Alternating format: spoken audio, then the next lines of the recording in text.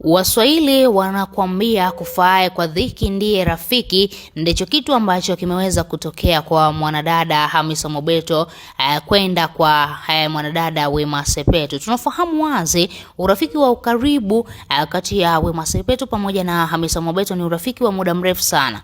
Hao watu wamekuwa na urafiki wa karibu sana, na tunakumbuka hata katika harusi ya Hamisa Mobeto, Wema Sepetu alikuwa mstari wa mbele kwa ajili ya kumsupport rafiki yake kipenzi, na alionekana akiwa anatoa zawadi nyingi sana kwa Hamisa Mobeto. Na hao mastaa ndivyo ambavyo wanaishi.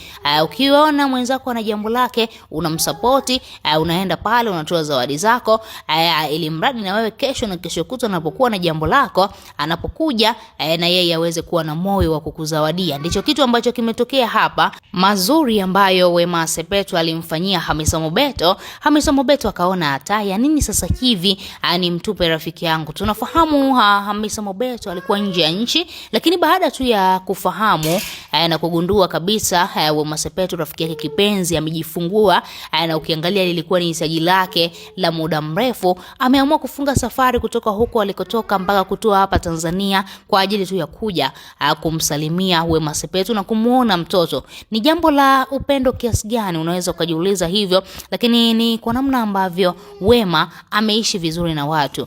Ukiangalia sio tu Hamisa Mobeto, Wema Sepetu amezawadiwa zawadi nyingi sana kwa watu ambao hata hakufikiria wala hakutarajia kama watampatia zawadi wala watakuja kumuona mtoto wake. Lakini kwa Hamisa Mobeto, ukiangalia huyu ni rafiki yake kipenzi, na alitarajia angeweza hata akafanya hivyo, akatoka huko alipotoka nje ya nchi mpaka kufika hapa Tanzania kuja kumuona. Ni jambo kubwa sana ambalo Hamisa Mobeto ameweza kulifanya, na ni upendo tu ambao umetengenezwa baina yao. Ni marafiki wa muda mrefu.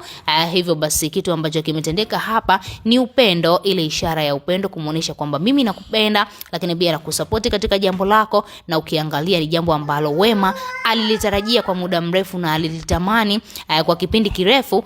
Basi Hamisa Mobeto akaona ya nini nikae kimya, ya nini niendelee kutuma tu ujumbe wa pongezi, acha niende huko Tanzania kwa ajili ya kumpongeza rafiki yangu kipenzi Wema Sepetu. Na kama hivyo tumeona zawadi nyingi sana ambazo Hamisa Mobeto ameweza kuja nazo nyumbani kwa Wema Sepetu kwa ajili tu ya kumzawadia mtoto wa Wema Sepetu. Wewe kama shabiki una lipi la kuzungumza?